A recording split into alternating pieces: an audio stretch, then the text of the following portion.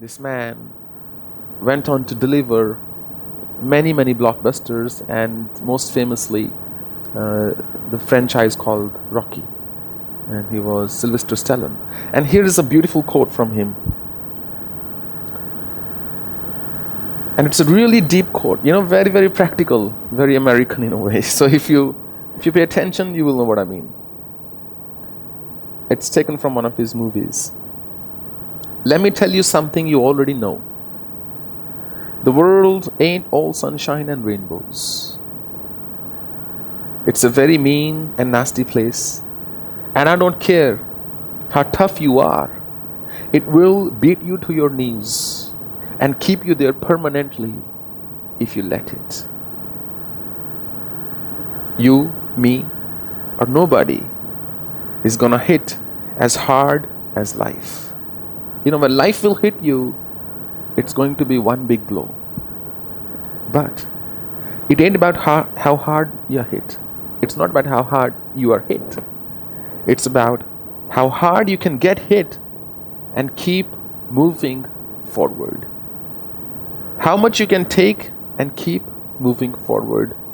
That's how winning is done. As I said, challenges in life never go away.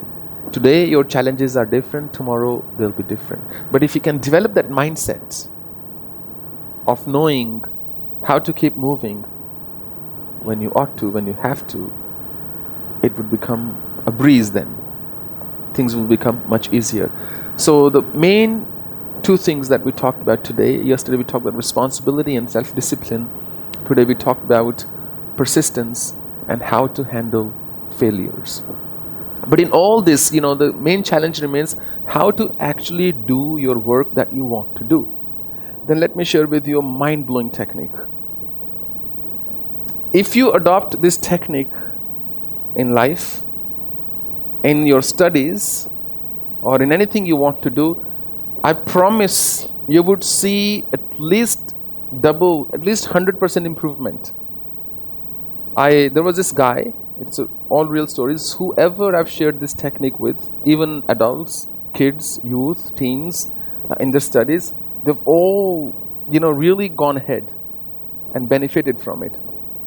This young boy, he failed in his semester, and he failed in the previous semester almost, and he barely passed in the semester before. And he thought that was the way of life, that parents will keep on screaming and you keep on failing, That's the way things go, they will keep on yelling and fine, whatever, I'll just go still have fun. And how many times they can take my phone from me? How many times they can come out with me and see what I'm doing? That's how it is. They will keep on yelling and I will keep on studying. And he was studying out of his home. And then he met me. I told him there were some other ways, other options, which did not include arguing and screaming and yelling and so on. In that video, in the first one we saw, or this one, how he was so angry, he was breaking stuff. It's never an option. Don't think you can just break stuff when you're angry. When you will go out to work, even if you're running your own business, when you deal with your clients, nobody will put up with that crap. Nobody. Even if you raise your voice, they will fire you. This shouting and all that does not go in a working environment. This is only in movies, or this is only in your homes where your parents put up with all kinds of stuff. Some parents do, not everybody do. When we go out in the real world, nobody will put up with this kind of behavior. And if you develop this behavior as your coping mechanism, that every time you're angry, you just yell and shout, or you just throw away stuff, that's terrible then. Because what you will find, you'll be doing something like this on a weekly basis for the rest of your life.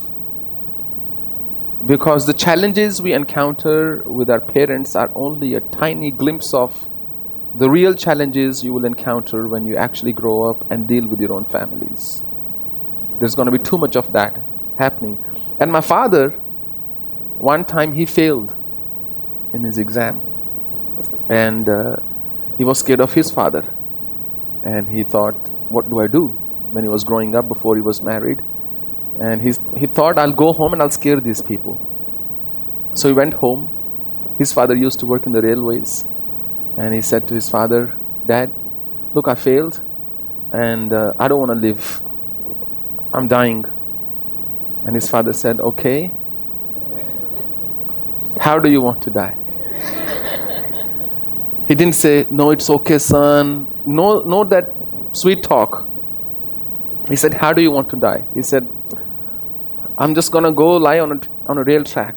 He said, which one would you like? And he said, I'm serious, I'm going right away. He said, I'll go with you, take it easy. And he dragged him by his neck. And he said, all right, I will take you. Then he said, no, Dad, no, Papa, no, I don't want to die. I don't want to die. He said, no, today you are going to die. He said, no, I don't want to die. I don't want to die. I'll study. He said, I'll study. I was just joking. I was like, I didn't mean it. He said, of course you meant. You're very serious. I'll make sure. I can get the trains on time here. He said. So he dragged him. He took him to the rail track and he said, put your neck here. I will make sure, you stay here till the train comes. And then he said, look, I'm really sorry. You can blackmail your parents, but there is nobody, not one single soul out there in the world who would put up with this nonsensical behavior. So, be real and learn to accept failures. And I was getting to, but how do you get to a stage where you don't have to deal with so much of inner turmoil? That was the point. That how do you make studies interesting? How do you make it, in a way so that you're able to study when you want to study, so you're able to focus on what you want to focus. So I'm going to share with you really the world's best technique. And there are two of them. So one is not as good as the other. I will share with the first the moderate one. It's not as good, but it's very effective if you get the hang of it. It's called keep the chain method. So I don't know if you've heard of this person called Jerry Seinfeld. Have you heard? Okay. He's world's richest, basically, comedian. His net worth is something like $1 billion. And I think for some 10 years or many, many long years, he wrote a new comedy episode every single day. 5 days a week, his program was aired on NBC or whatever channel, I don't know. And he wrote superb comedy. And people thought he was so talented, so gifted. And how did he come up with so many jokes day in, day out? And he said, look, I don't know what is talent, skill, or discipline and all that. Natural. He said, I just follow a discipline. He said, I hang a calendar. And in his home, he said, there are no pictures on the walls. Only two things. One, a calendar. Second, a rejection letter. First, when he was trying to become a comedian and have his own show, one of the famous TV channels had sent him a letter of rejection saying, there is no hope in hell, along those lines, that you would ever become a comedian or you would ever even have your own show. So he got that letter framed and he put it on his wall as his motivation. Just to say, one day, I'm going to prove these people wrong. So they asked him, when he became very successful, getting paid, I think, $1 million per episode or $10 million, something like that. How do you do it? How can you be such a good comedian? Every day you come up with new stuff. He said, for me, it is simply a matter of self-discipline. And I follow this technique, he said, called keep the chain. What he does, he's got a calendar on a wall.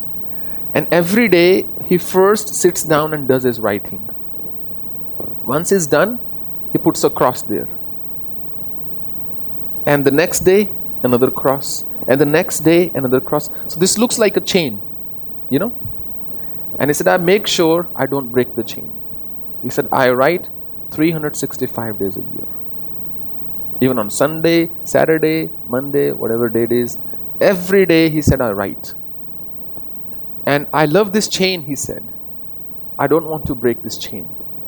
In the recent times, you must have seen all these network video games and stuff that even adults are going crazy over. This Candy Crush, I think, or Angry Birds and so on. and people are just playing and getting to different levels. This is extremely motivating when you're able to see or feel that you're progressing. So the day you actually get hooked to the idea, no pun intended, hooked to the idea of chain, then you would automatically want to keep it. You say, I'm not going to break the chain. Just one day, I'm not going to break the chain. I'm not going to break the chain, and so on. And that's how you will keep the chain intact, and that's how you will keep moving from one day to another. Because remember, if you want to keep yearly goals or lifelong goals, it has to be taken one day at a time. That today I am going to do this. Tomorrow I will deal with tomorrow. But today I'm not going to let it go. So one day at a time you're going to deal with it. So this is not as effective a method as one of the other methods that I will talk to you about. It's called the Pomodoro Technique. Who's heard of it? Okay, great. Let me tell you what the Pomodoro Technique is. In Italian, Pomodoro means a tomato. So Pomodoro means you're all tomato heads. That's a joke. So Pomodoro, in earlier days, they would have this timer in the kitchen when they would put a cake in the oven or something to bake. They would have this timer. So this guy said, I also need a timer for my studies. And I think it was Stanford or one of those unis. He failed. He failed like 4 semesters in a row. And he thought life was over. There was no way I would pass or I would succeed. So what he did was very simple. He came up with this ingenious idea that I'm going to measure. I'm only going to sit for so long, which was 25 minutes. But it so happened that 25 minutes is actually the most effective duration for anybody to do anything. It's pretty much universal. Your mind is fresh for about 25 minutes. Thereafter, it starts to lose its freshness. So a lot of the people who can't stay, for example, focused for long, the way it happens is if you let go, if you take a short break of just 5 minutes, called one Pomodoro, 25 minutes is one Pomodoro, and you take a break for 5 minutes, your mind will remain fresh. And new research has also shown, like recent research in the last 5 years or so, even those people who work out in the gym, for example, when you do a workout, one way is to keep going on treadmill slow and gently, and keep your workouts light and easy, and you work out for an hour. Or the other way is express workout. You do only 15 minutes, but you go in bursts. You would lift heavy weight, and you would do fast running, do cardio endurance, all in 15 minutes. You get the same benefit. Your body gets the same benefit by spending 15 minutes what you were doing earlier in 1 hour. So the same goes for mind as well. One way is just sit in front of your books and think about the girl you really like and say, when I'm gonna talk to her, and should I call her, why hasn't she messaged me, and so on. Or the reverse is also true, thinking about guys, why did he go with her, I was no bad either. But the other day he was looking at me, and you're looking and you're going over your books, and books are poor things sitting in front, all open. Nobody wants to read them. And then you're wondering, should I just message anyway? Let's see. Maybe I can just make an excuse. Have you got the math, that class going, or that chapter? I don't have to clearly ask for something. And all this is going on in your head. And books are just lying there like bad debts. And nobody touches them. Nobody is reading. This is absolutely pointless. Nobody is stopping you from thinking about guys and girls. This is your age. Nobody can stop you from doing that. And ideally, nobody should. This is an integral part of growing up. But your relationships in this age are not really going to take you forward a lot. It's much, much, much better when you sit down to study, just study. And the way to do that is, as I said, there's this thing called Pomodoro Technique. You put a timer for 25 minutes, turn off your phone or put it on flight mode for 25 minutes, disconnect from the internet if you can, and say, for 25 minutes, I'm going to study. Half an hour is 5 minutes too much. Half an hour is too much, 1 hour even forget all about it. So you do 3 sessions of 25 minutes. After 3 Pomodoros, 25, 25, 25, you can then take a break of 15 or 20 minutes. So once you complete the first round of 25 minutes, get up. Get up, take a walk of 5 minutes, and then come back and take a seat. This person, for example, one of the people I shared this technique with, he topped in his college. And he was one of the top 3 guys in his uni from being a failure. And even this person who actually invented this technique, coined it, he topped in his uni as well, just by following this technique. There are many apps you can use. I will tell you, I use this app called Be Focused Pro. And you have a free version of this. See, every day I can set my target. So I don't know from this distance if you can see or not, but there's a little thing here, today 0 of 10 or 1 of 10, 2 of 10. So when I complete a Pomodoro, it shows, okay, you have completed a Pomodoro. You know, I get really engrossed in reading and stuff. So I've got these activities that I can create new activities here. You know, I can just add an activity like studying or working out or just killing time or anything, or thinking about my love, you know, or messaging or watching TV or video game. You can put any activities here that you like. When you are done, you close this, sorry.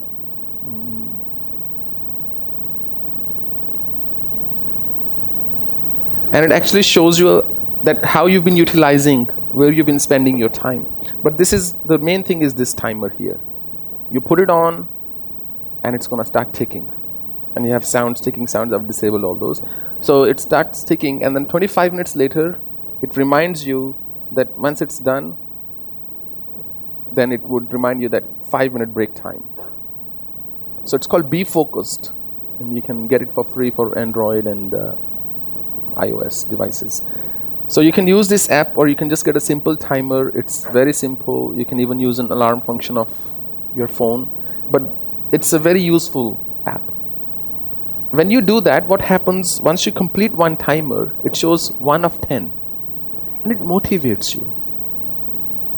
Do you not feel good when you're able to stick to a routine? Do you? You know, when we are able to say, if I decide I'm going to study for 3 hours today or do these 2 chapters, and when you're able to do that, you feel good in the evening. Look, I did what I set out to do today. You don't feel guilty. You don't feel bad. That's what productivity does. It makes you feel good. So when you follow this, you have these targets. You might only set 5, 6 Pomodoros in a day, or 5 Pomodoros. Then I'm only going to do 5. And when you go through them, it shows you, okay, I've done 1, I've done 2, I've done 3. So you may be done with your studies that you thought I will do 3 hours or 2 hours or 4 hours. Throughout the day, you might be done just in the morning, and then whole day is free for you to do whatever you like to do. But I think it's, me saying it is one thing. If you actually try this technique, you would know that it actually works. So even those hardcore rebellious children who only know how to say no to whatever parents say to them, even they wrote to me saying they benefited from this technique, and they now are finding it easier to study and so on. There was this young child, and his parents said, look, we never see you studying. You know, we are really concerned about you. Why don't you sit down and study sometimes, some days? He said, listen, I always study in the night. When all of you are fast asleep, it's so quiet, that's when I study. His father said, that's ridiculous. I got up last night and you were fast asleep. He said, I told you I study when you are sleeping. So, so don't follow this technique like that. Okay, actually try it at least. It's a free app. You can download it and see if it works for you. It would if you are doing it the right.